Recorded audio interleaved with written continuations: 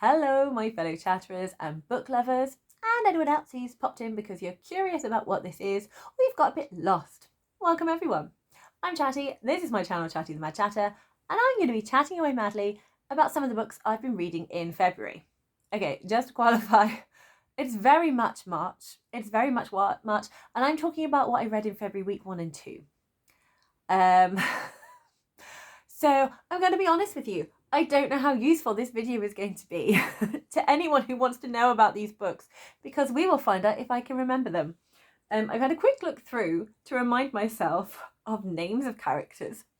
Whether that information has stayed in my head, we will find out together, because it may not have done. So yes, various reasons, life with children and school holidays and routines. We had a holiday during February, and then just general illness that can be attacking us one after another for a long time meant that I feel very behind with my videos, and I never got around to doing a book review because it would get to late at night or like a time when I thought I could do it, and I just I just need to not, I can't talk. I don't think I can put thoughts into words. I think I'm better off just reading. So on the other hand, I did a lot of reading this month, but not a lot of content creating. So it is what it is. Anyway, I have my little gimmick of my tiny teacup because I don't edit. It's one shot. We roll with the flow. Cheers, everyone. Clink, clink, clink. And there we go. We're already on take 2, but I've managed to get a decent way in. So regardless of what happens, we are now committed. My tongue tied itself in knots. I couldn't even speak properly for the first one. It feels like I've not filmed a video for a long time. So maybe this should actually be captioned what I read in February / can I booktube anymore? Like I said, we will find out. So I'm going to talk about 5 or 6 books today. So these are the first few I was reading in February. They are mainly for, actually no, that's a lie. It's 2 for Blackathon, 1's a buddy read, and 1 is for a project I was doing, and 1 was is an audiobook that I started listening to in January. So let's crack on with the first book. So this is one of the books that I had down for Blackathon. If you're not sure what Blackathon is, I will leave a link in the description box. But if you're on Booktube, there we go. There it is. There's the tongue not making the words. What was I even saying? If you're not sure, we'll just ignore that. Let's pretend that didn't happen. Just, mentally edit that from your brain. If you're not sure what Blackathon is, I will leave a description. I will leave a link in my description box. See, this is already a big pile of chaos, quite frankly. There'll be a link in the description box. But it is a readathon created by Jessie, who has changed her channel name. She's now Jessie on... No, they are now Jessie on YouTube, and originally it was Bowties and Books. So they've been doing this for 5 years. This is the 5th year of Blackathon, so you really should know what it's about. It's a lot of fun. It's my first time taking part, and I'm really excited to get those prompts and get the books in. However, by finishing the end of this book, I suspected it may not fit the prompt, and I was correct. So I was reading this book. This is The Red Pencil by Andrea Davis Pickney. And it has been illustrated by Shane W. Evans. Look at the wonderful illustration on the cover. We have this absolutely gorgeous painting of our main character, Amira, holding her red pencil in this. I absolutely love the colour of this. She is wearing, I don't know the technical name, but she's got a hijab and full-on blue robe. I'm going with robe. And it's just a really beautiful painting for the front cover. And inside it is beautifully illustrated as well. So we've got lots of lovely pencil illustrations throughout. And not only is it middle grade, it is a middle grade in verse. So it's a novel in verse, which I really enjoy reading. I just think it adds a different something to what you're reading. And genre of this book is it historical? It's either historical or contemporary, but it's about... It includes lots of real life events that happened. It's set in Sudan, and it follows Amira and her family when they become displaced and end up moving to a refugee camp. I thought they might immigrate. I wondered if that was what was going to happen, but they didn't. So the second prompt, I'm Team Granny Nanny in Blackathon, and the second prompt was to get the wordings right, because we all know my brain is not working right now. If we weren't sure before, just confirmed the brain is not working. A protagonist who is mixed race and or an immigrant. So technically fail for Blackathon, but this is a great book and I'm really pleased I picked it up. So it deals with really heavy topics in this book, but it is definitely done in a way that feels it's not graphic. You know what's happening without it needing to really fully describe it to you. And it covers a lot of different subjects in here, as well as understanding some of the events that happened. And we have a map in here. I love it when a book gives me a map. This makes me very happy. Oh, we also have a date as well. It's got part 1 and part 2. I'm going to pause while I find out the other date. Okay, so scarily, I'm coming to the conclusion that you could definitely mark this as like modern historical fiction, because next year the events described in this book will be 20 years ago. So this event was 19 years old, which as a child when I was growing up, so that was the 90s, yeah, stuff in the 70s, I would have felt that was historical. So yes, 2000s are officially historical, which is entirely scary. Anyway, it's in 2 parts. So you have the first part where you get Amira's life and her family life and what it's like for them, sort of living day to day, what Amira's hopes and dreams are, what her friendship circle's like, and what she's hoping for the future.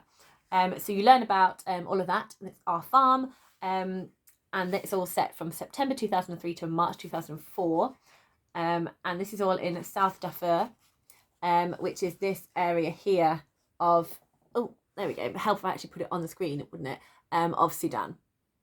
So we can see it on the map there. So it's kind of like in the middle, but to the left. So near kind of Chad and Central African Republic. And then the second part of the book is in Kalma, which is a refugee camp that they go to. And then the book kind of ends in June of 2004. So I can't bring myself to say the word historical fiction when it's in 2004. But I guess it is. I mean, I can keep debating this back and forth. Let me know in the comments, would you class this as contemporary? Or would you class this as historical fiction? Or would we put it under a nice ambiguous title of world event? Maybe that would be a random genre. Let's focus, Charlotte. Get on with the book. Right, the book. This is terrible. I'm so sorry.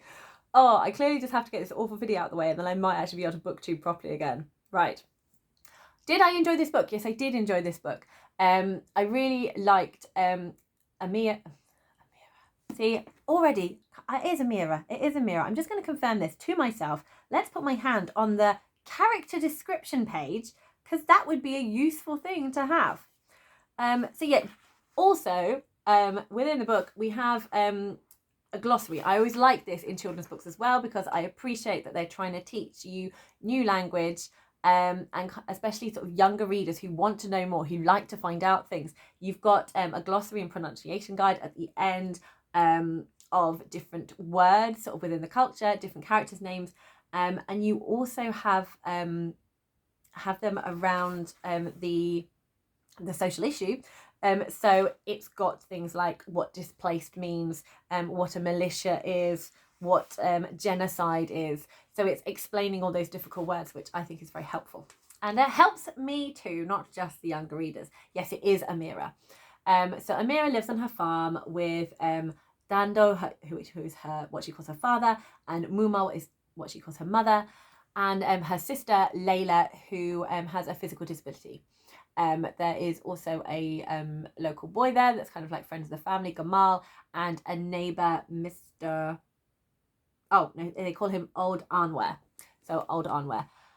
And you really get a sense of like the fun of Amira's family life as well as the difficulties. And I just think it's a really nice balance and mix within here. And then as the second part of the books and you're in the refugee camp, you're then kind of with them, and it explores again, it doesn't dwell on it, but it allows you to see the different parts that you might experience during this. So you've got an overwhelming grief of having to leave your home and of people that you've lost. You've got this what on earth, what do we do now feeling, trying to make the best of it feeling, trying to adapt to life feeling. So it explores all the aspects of what different people might be feeling. And I think what comes across really well in this book is how much research Andrea Davis Pinkney did. And there's a really nice photograph within the acknowledgements at the back, which I will show you. She says, unable to find it. It's coming. It is coming. It's a lie, it's not coming. Maybe it was at the front. Maybe it had an author's note at the front. I don't think it did. I really feel it was at the back. I could pause and save you the stress of having to listen to me go, where is the picture? Where is the picture? But I feel we're too far gone now for that to make any kind of difference at all. There's an example from another book. I definitely want to read more by this author. And where is this? I'm giving it and I'm pausing. I didn't find it because it was before the glossary and I had that as my page. So here we go. So here is Andrea with her red pencil alongside Abdelmajid S. Haroun, who is the founder and the director of the Human Rights Advocacy and Network for Democracy. And he personally did immigrate from Sudan and Darfur to the United States. And she was able to kind of she was able to speak to kind of a lot of people who had very similar stories. And that is kind of where she got a lot of her research and the authenticity of her story from. I'm now going to read you a little extract to kind of give you a little bit of a feeling of what this story sounds like, because I know not a huge amount of people experience many novels in verse. And I also saw that Tallia has recently picked up a copy of this, which has me really excited. So I can't wait to hear what you think about this, Tallia. If you don't know Tallia, she is a booktuber and her channel is at Bandana Book Mom, and she is fabulous. You should absolutely check her out. So I'm going to give you a little taste of kind of like what the novel in verse sounds like and feels like. So I'm trying to do it so where you don't, there shouldn't be like any spoilers. So one of the themes I spoke about, not theme, I called it a dream. So what Amira hopes for the future is kind of the theme of education for girls. So that was something that was kind of being explored in here as well. So what I really like within the novel is that each, it's not chapters, it's more like individual poems. So I like how each section has got a title about what the focus of this part is. So I'm going to read you two. So the first one is called Agreeing, and then that leads into Seeing the Same Sun. Dando and old Alma agree on me. I am raking plop. I will do anything to stall this chore, so I do something I should not do. I pretend to be working hard so I can listen. Behind the stall fence, seeing through its slats, a good view. It's not right to listen when my ears haven't been invited. But my ears can't help it. They're doing what ears are meant to do. Old Anwar and Dando parcel hay, gather grain. Old Anwar says, Amira is a special child. You're right, says Dando. My daughter has a glint about her. Old Anwar tosses corn pellets. Our chickens flock, collect, peck, take. Amira gets her glimmer from you, old Anwar says. To hear better, I stop raking. Our chickens? Are they listening too? Old Anwar asked Dando, do you remember your boyhood? You were filled with such curiosity, a story lover. I do remember, says Dando. Old Anwar asks, do you recall who taught you to read? Dando bows, showing old Anwar his respect. I was Amira's age. Old Anwar chuckles. You were a boy always searching. Dando's eyes soften, finding joy in good memories. Seeing the Same Sun. My rake's fingers scrape dirt, giving off the sound of hard work. Old Anwar says, there is something else Amira gets from you. Farm sense. Dando agrees. That child is good with sheep and wheat. I believe she could have a gift for learning letters. I can't even pretend to work now. My ears are eager to do their job. I rock my rake's handle, but it's hardly moving. Teach Amira to read, Old Anwar says. My raking has stopped. I do not want to miss a word. My cowplot pile has begun to call flies to its rising fumes. They're happy to play among the moist, lingering mounds. Dando sets his hands at Old Anwar's back, gives a playful tug. Old Anwar, oh, you and I see the same sun on the horizon. It would bring me such pleasure to teach Amira to read, but I cannot convince my wife of this. Old Anwar places his hand at my father's waist, echoing the gesture. He says, your girl's glint should be allowed to shine even brighter. My father nods, agreeing. Old Anwar and Dando, seeing the same sun. So again, it's one of the bits I really love about this book. I really like the illustration of two people of two generations and the care that they have their neighbours, their friends, but you get that family feeling, that kind of generation or respect feeling.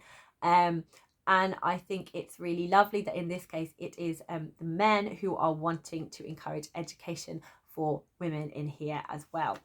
I think often we kind of have men trying to suppress women's educations, but it's lovely here to see that both they agree that Amira is very clever and would definitely benefit from having an education. It would be a really good thing for her. I do not know the history behind female education in Sudan. I don't know if it is something that is just confined to certain areas or if it's confined to certain classes or jobs sort of within here, within the 2000s. And I don't know sort of when it's changed. So that's definitely left me a lot of, I would like to know questions in here. But for this story is focusing just on Amira and her life and her world. And I just really enjoyed those two sections. And I just love the phrase that when you're kind of agreeing with someone, you're seeing the same sun. I just thought that was a really lovely phrase to have.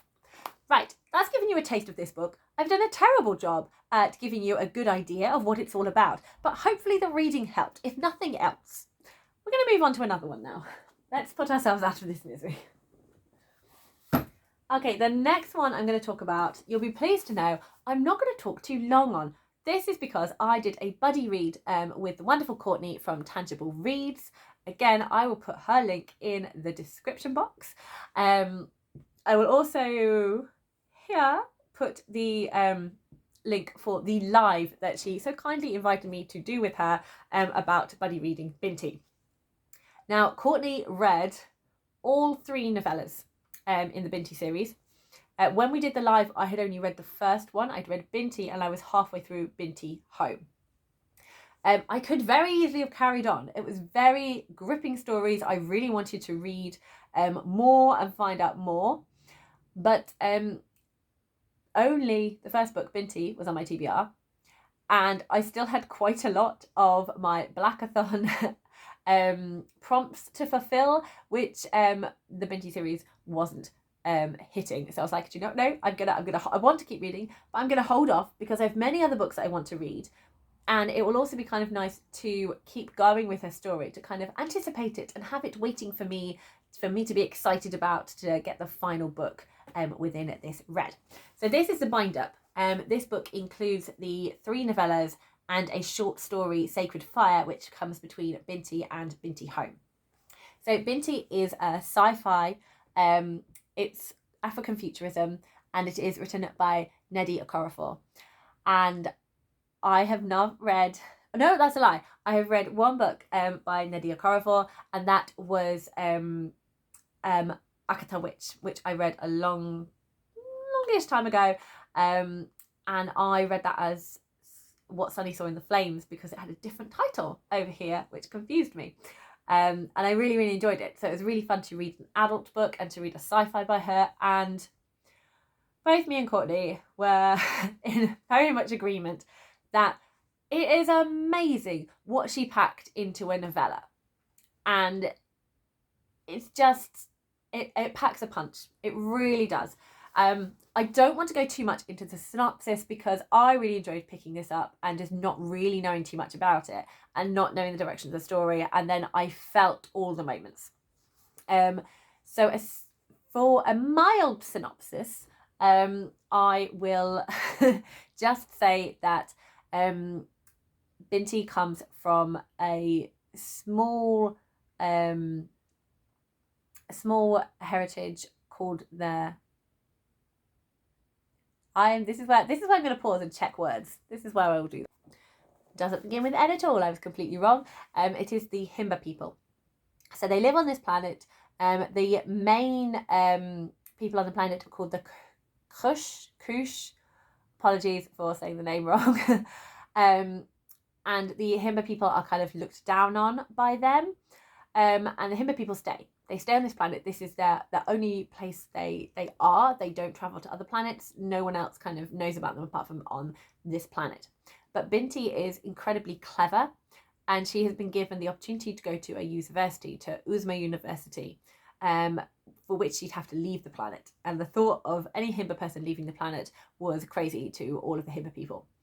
So there's a lot of going against her culture, and leaving her family and possibly never seeing them again because they'd be so shocked by what she did. They might not want to talk to her again.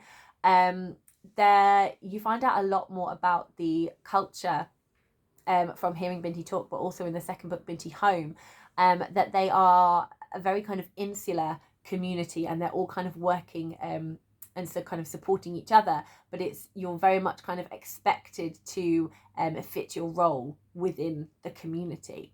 And if you try and do anything because that's what you want to do or to fulfill your own dreams, you are seen as selfish. So you kind of got all of that at the beginning of the book, and then you've got the what's the right words? I suppose the kind of the fear of the unknown, and pushing yourself into a completely, alien place. She's never left the planet. She's never traveled on a spaceship. She's not really encountered anyone apart from the Kush, and obviously that's not going to be a great experience because they look down on the Himba people. So it's a huge thing that she undertakes to do. So you get all of the repercussions of that. You get an event that happens in the book that kind of takes the story in a different direction, and the kind of impact that has on everything. There are very much themes of trying to understand different civilizations, to understand different species, different points of view, and the kind of I suppose, born in hatred of two different species that they have against each other. There is a lot going on just within this, and the world building that Dr. Nelly Okorafor has in here is incredible. You very much feel you are in this place. You feel like you've got a clear picture of how this is, that this could have been going for hundreds and hundreds of years. It feels very real, everything in here. And so I absolutely loved Binti. I thought it was brilliant. And I loved Binti Home even more. And I think that's because you've got things that were touched on in the first book, going back to the simple thing of the fact that she's left her family, and how would her family feel about her, and how does she feel about the fact that she's left her family. So those things are then explored in Binti Home. There is also reactions to events that happened in Binti that are dealt with. So there is a lot going on. You get to see a bit more interaction with some of her family members in Binti Home, and you also get to see I don't know how to say it without giving a spoiler, so I won't. But you learn a little bit more about where she came from, and that there are, as well as Himba people, there are also they're called the Desert Wanderers? The desert people. And even the Himba people think the desert people are uncivilized. And the desert people are the Enyai Zinaria tribe. And it turns out that that is where Binti's father grew up. He is originally from the Enya, I've already forgotten how you say it, Enya Zinaria people. So Binti is actually mixed race, I suppose you could say. Let me know if you think that could work, and I would have Binti home, because it focuses it more on Binti home, as my prompt number 2 for Blackathon. I was wondering if I could have Binti as like immigration, but it's more kind of she's going to uni then coming back home. It's not like she's resettled, although it does kind of explore, I suppose, some of those similar themes that you could have about how people treat you when you are different and you've come from a different place. So it's brilliant. Brilliant, brilliant, brilliant. I absolutely can't wait to pick up the 3rd book and find out more. So I'm thinking possibly April I'll pick this up again and finish off the series. But I highly recommend, if any of those things sound interesting to you, then please pick this up and read it. You will not be disappointed. Okay. The next book I have to talk about is Augustown by Kay Miller. And this I read for the Blackathon prompt number 3 for the Granny Nanny team, and that is to read a book set in Jamaica or on an island. And this is set in Jamaica.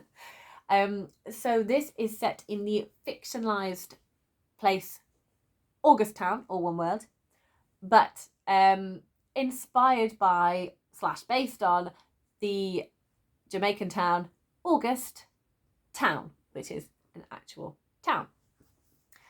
So this book is historical fiction in that it's set in, I think it's the 1980s. I want to say 1980s. Does it give you a date? There we go again. Me not completely knowing. I feel it. I'm gonna have to find out, aren't I? Yeah, the story. The present day, the present of when the story is happening is 1982. But the story goes back and forth. So although it is historical fiction, I think it also falls into the literary fiction category. And that is not something I read a lot from. This is a very different type of book for me. I don't usually read books that come from the literary fiction category. But I really enjoyed the structure of this. I do enjoy that structure where you kind of do play with the timeline. And I really like how it's not necessarily just linear. It's like, here's where the characters start, here's where they end up. Don't get me wrong, I do enjoy that storytelling route as well. But I really find it interesting how the author will start off with something, go back to something that happened before to give you a greater understanding of what happened in the present again. And then there's certain things that when you find out more information from either future or past, it then affects how you then think about it. So it can change your thoughts on how you think about a certain situation when you're given more information about it. So I really like it how authors like want to play with your emotions and want you to think certain things until you get to that point. And what I really like about the structure in this one is that I feel the main character of this book is kind of the place. And I feel there's a character in here called Ma Taffy, who in 1982 is an old woman. She has raised her 3 nieces, and she has her youngest niece and the grandson living with her. But they're essentially like daughter and grandson, essentially, like given their relationship and kind of what they mean to each other. In a sense of family, it's her daughter and grandson. And I feel like she kind of feels like the bookends and kind of what's gluing the story together. It's kind of like she has that kind of matriarchal feel where she's seen things, she knows things from the past that kind of affect how you view things in the future, and it's kind of like it's like history repeating itself, and those kind of feelings that come through, and the importance of folklore, but folklore in that more legend, I suppose, than folklore actually. So it's like an event that happened, that is a historical event, but the way it makes you feel about things, it becomes like legendary, and it becomes more than what it was if you just took the facts from it. Does that make any sense at all? I really hope so. But it does have a feel of storytelling in this. It also made me incredibly aware of how ignorant I am about life in Jamaica, the culture, the town, the different classes, the political system, the way it's all set up, and the culture / religion of Rastafarians. So I learnt a lot through reading this book, and I really hope that this just becomes kind of like the first stepping stone into me understanding more. I would definitely love to read some more books set in Jamaica, more books about people who are Rastafarian. I really liked some of the characters in here. I don't feel you got to know them fully. Like, it kind of held you back from them. It was very much kind of players in a folktale giving you bringing all the pieces together to give you the story and the intent of the story, rather than you really allowing yourself to kind of like connect with these characters and get into these characters and the emotions of these characters and their hopes and dreams and all of that. So it kind of held you back a little bit from them, I felt, which is why, as much as I'm really glad I read this book, it's definitely, it's not one that I would be picking up again, and it's definitely like, I couldn't read lots of books like Augustown like repeatedly. It very much would have to be kind of like one a month, because my brain has to do a lot more work for this, just because on one hand you've got a heavy topic, you're trying to learn a different way of life, and relearn maybe like your own prejudice and what you know, which was nothing. So I even had to relearn my nothing, if that makes sense. That doesn't make any sense at all. Yeah, no, that doesn't make sense. I must have had preconceptions to have conceptions changed. Anyway, let's not go into the philosophy of my brain right now. But it felt heavy. It also, although I did track the story, you did have to work a little bit harder to track the story.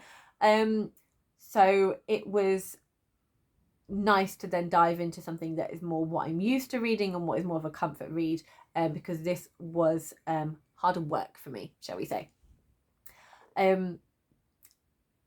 So I really enjoyed how the author kind of brought those points, how they played with the structure of it. The other thing that I really liked, this is the point I was getting to, so you're kind of with characters for a certain amount of times, and it made me feel like I was, now this is really random, but this whole video is random, so I'm going to tell you anyway. I kind of felt like I was viewing this from a hot air balloon. Because it's like you would see you'd be like standing back and you'd see the whole town, and then you'd zoom in to certain parts of it. Then you'd like zoom out to the past and then zoom back into the present day. But instead of going back to the house where we were sat on the doorstep with Ma Taffy and her grandson Carla, we'd then go to the teacher's house and find out more about the teacher. We'd go back into the teacher's past and find out how he came to be, how he was. And then we'd zoom forward to someone whose name we'd heard but can't remember where you hear it from, and another character you feel you should know but you don't get told who they actually are until like much further into the story. So it felt like you were moving around a lot, like you were being pulled in different directions.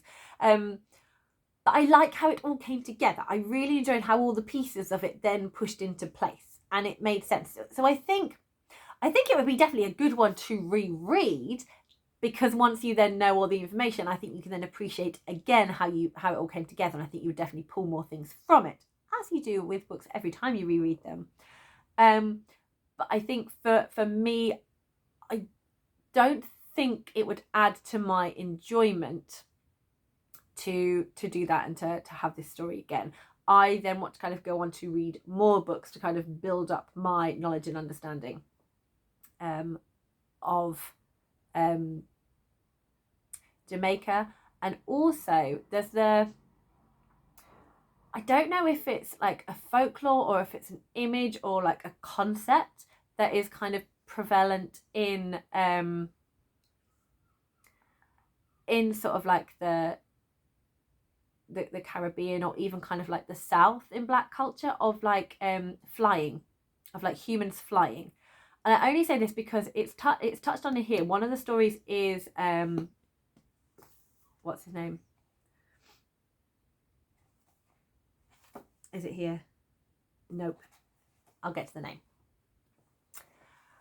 So there is a story of a preacher man, Alexander Bedward, and I believe this was a historical figure, but that one of the things that Kay Miller said they wanted to explore was like another side to his story. So we hear about Alexander Bedward as kind of more like a legend. That's like one of the legends that's explored in this book. And that involves flying. But I've also seen images, I've seen art of flying, like just people floating up into the air, like an ascension type, like a Christian ascension kind of feeling. So I'm curious if you have any information on this or know anything about this. Please feel free to chat in the comments and point me in the right direction where I can learn more about it. But that is definitely something I'd like to learn more about, kind of like where those things came from. So it has these kind of like legends and things that happened, and the focus is kind of pushed to different characters that have lived in Augustown before, continue to live in Augustown, but their life has changed. So it shows the spotlight on different things. And then it all pulls together into this one story. And there is a linear process within it, but that's not the full picture. The full picture is exploring all the different people who live in Augustown and like where they come from, and their status in both like class and wealth, and kind of like their generational viewing. It kind of gives an overview of all of those things. I'm going to read a small extract from here just because this was something that stuck out for me from the book, and kind of this is where it kind of clicked into place a little bit more about what the intention of the book was. But I just thought it was a nice thing. It's a nice thing to read. So this is a paragraph. So this is kind of referring to like the legends I spoke of, like Alexander Bedward.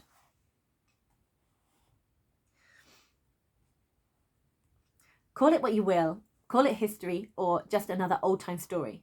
There really was a time in Jamaica, in 1920 to be precise, when a great thing was about to happen but did not happen.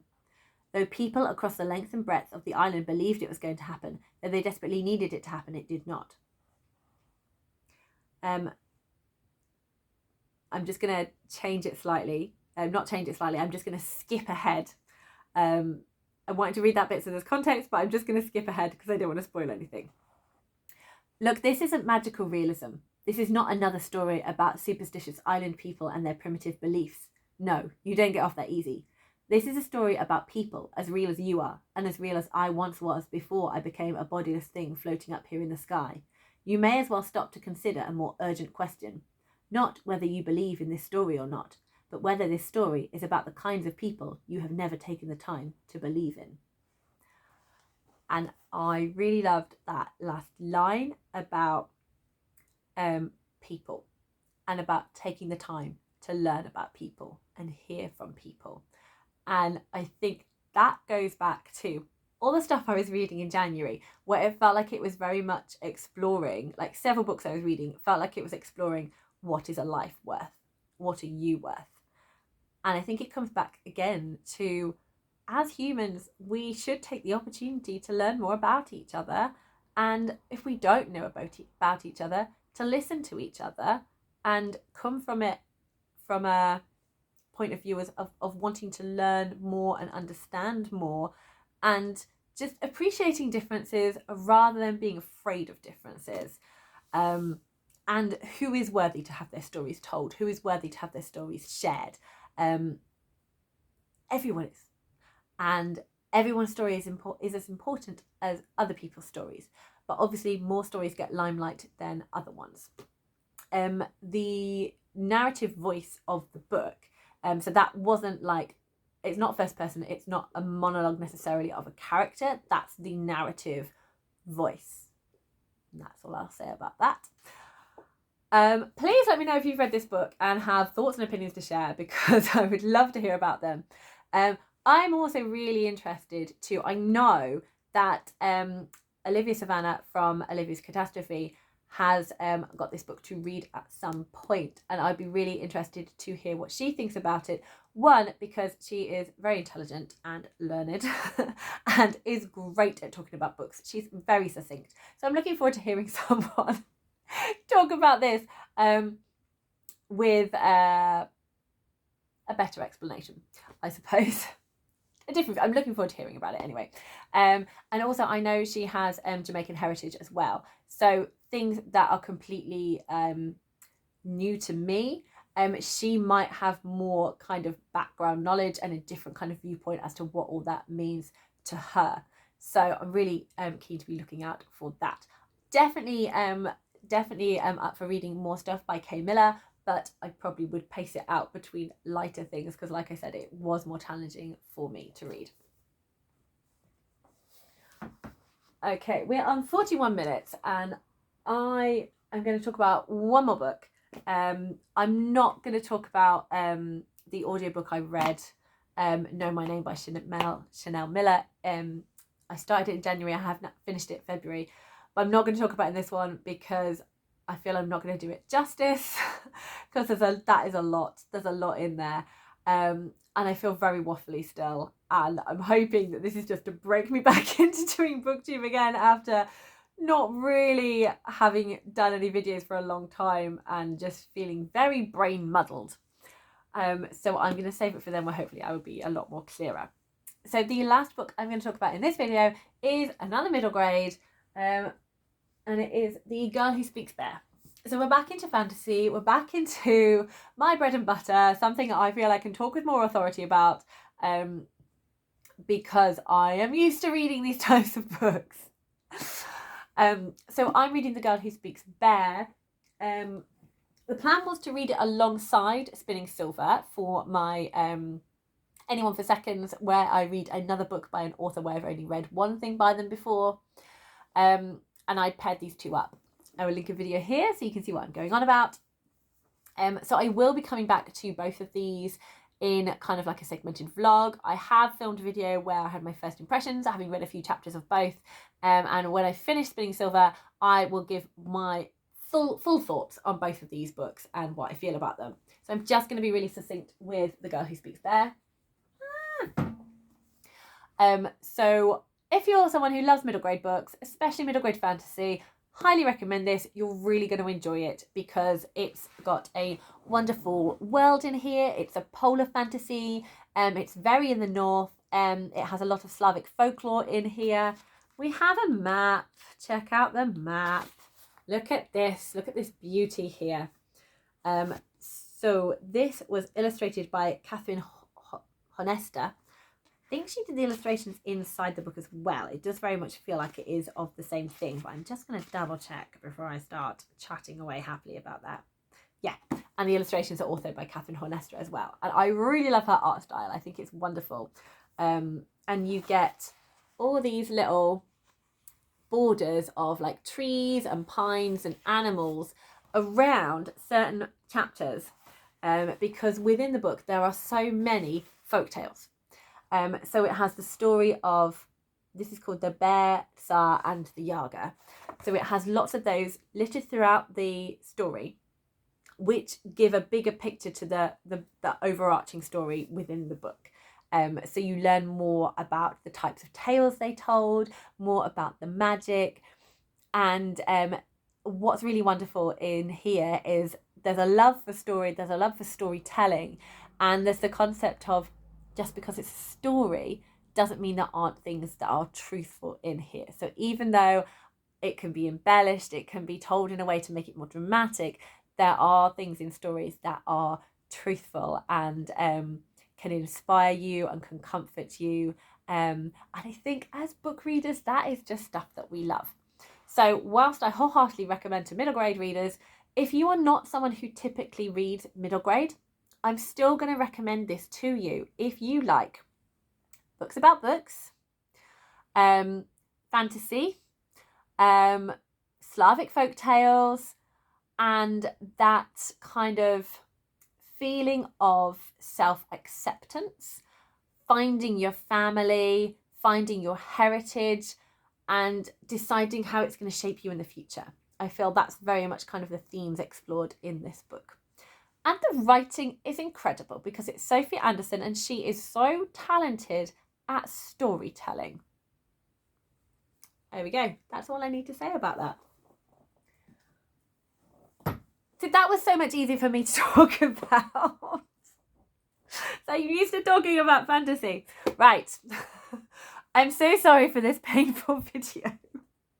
I feel it was necessary that I just did it and got myself back into this and spoke about these books because I don't like leaving things unfinished. I like to feel things are finished off. So although this is a booktube channel where I really hope people have conversations with me about these books, I really hope people get recommendations from them and an idea of what's between the pages, it's also a personal thing. It's like my book diary. It's like I can look back on what I was reading and what I thought about them at the time. And I like to be able to go, yes, that's what I planned to read. And then, what did I think about it? I like following those patterns and stories. So it's also that. Anyway, let's go now before too much chaos ensues. Thank you so much for watching. If you have somehow managed to stay in this video, then give me a little sticking plaster emoji for, trying to fix this. Like, we're not quite there, but it was a good job. Here's a plaster to make it all better. That's what I'm feeling for this one. As always, please chat to me in the comments about any of the books, about what you've been reading, or anything you fancy talking about. I love a chat. If for some reason you liked this video, or it made you laugh, or you like seeing people not be amazingly professional all the time and to see them struggling to talk, sure, give it a like. I appreciate that. And if for some reason you enjoyed this vibe of bumbling waffle, then, subscribe. I'm hoping that there's less bumbling waffle and it is more succinct, but we will see what happens. Happy reading, everyone.